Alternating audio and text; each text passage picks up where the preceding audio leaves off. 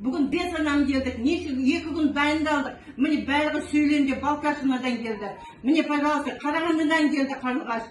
Бәріңіз сіз деп келдік. Сіз деп тек бізбен кездесіп, бізді сосын ұмытып кетесіздер. Біз оны қаламаймыз. Біз қаламаймыз.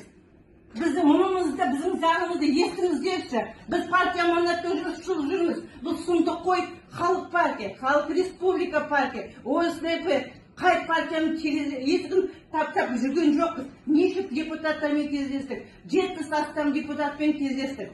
Біздің үйге жұмысымыз жоқ па, немереміз жоқ па? Біз неге немере бақпаймыз? Біз неге үйге отырмаймыз? Баланың қыздарымыз жұмыс істесін, біз немере бағып үйде отырайық. Неге біз мұндай жағдайға түстік? Вот сізбен біз кездесіп, Аманат партияда сіз ойлағанбыз, осылай кездесуге келдіңіз деп. Бәріміз айтқымыз келді, сөйлегіміз келді. Әлия қазір 2 минут. Енді сізге сондай өтініш, осы біз айтқан Марина Бачаева, Оля Сменова, біздің юрист, біздің қыздар сөйлей алмады. Бірақ жеткізіңіз. Осы бүгінгі протокол.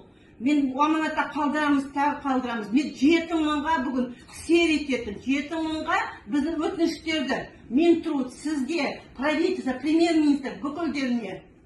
Оны бәрін қалдырам. Бірақ осы мәселені көтеріңіз. Біз сіз деп келдік.